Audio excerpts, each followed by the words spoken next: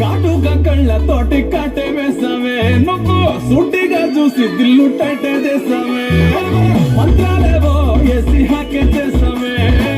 ఎలిగేట్ mind మొత్తం బ్లాకే చేసావే చక్కర్లు కొడుతున్నా పిల్లలాగా నువ్వేసే బిస్కెట్ లకు మరిగానే బాగా చాక్లెట్ గుంజుతున్న సంటి పోరలాగా